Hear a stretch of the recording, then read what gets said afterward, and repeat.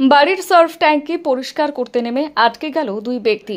ঘটনার খবর পেয়ে ছুটে আসে কালিয়াগঞ্জ দমকল বাহিনী। ঘটনাটি ঘটেছে সোমবার উত্তর দিনাজপুর জেলার কালিয়াগঞ্জ ব্লকের ভান্ডার গ্রাম পঞ্চায়েতের অধীন শেরগ্রাম এলাকায়।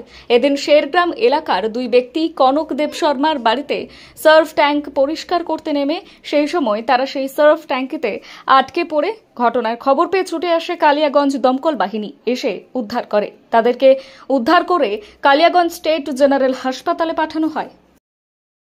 সাহেব কি ঘটনা ঘটেছে? আমাদের ওই 3:30 নাগাদ একটা রেস্কিউ জব আসে, যে কল যায় যে সেফটি ট্যাঙ্ক পরিষ্কার করতে গিয়ে দুজন ব্যক্তি নিচে আটকে যায়। তো আমরা আসি, এসে দেখি যে হ্যাঁ নিচে আটকে রয়েছে। একটু ড্রিঙ্ক অবস্থায় ছিল, তারা সেন্সলেস হয়নি পুরোপুরি, তারা ঠিক নিজের মানে বলে উঠতে পারছিল না। তারপর আমরা লাইন দিয়ে নট বেঁধে ওদেরকে টেনে তুলি। এখন মোটামুটি সবাই সুস্থ। বাড়ির লোককে বলেছি একটু ডাক্তারের কাছে হসপিটালে নিয়ে গিয়ে চিকিৎসা করিয়ে নিতে। মোটামুটি সবাই সুস্থ। বিভিন্ন সময় দেখাচ্ছে যে সব ট্যাঙ্কি পরিষ্কার করতে গিয়ে অনেকজন আহত হচ্ছে বা মৃত্যু পর্যন্ত হচ্ছে। কতটা ফায়ার ব্রিগেডকে? না, সেটা আমাদের এরকম কল হলে আমরা সবসময় প্রস্তুত থাকি, আমরা আসি এবং আমরা আমাদের তরফ থেকে যতটুকু প্রয়োজন আমরা সেভাবেই উদ্ধার করার চেষ্টা করি এবং সেগুলো সাকসেসও হই।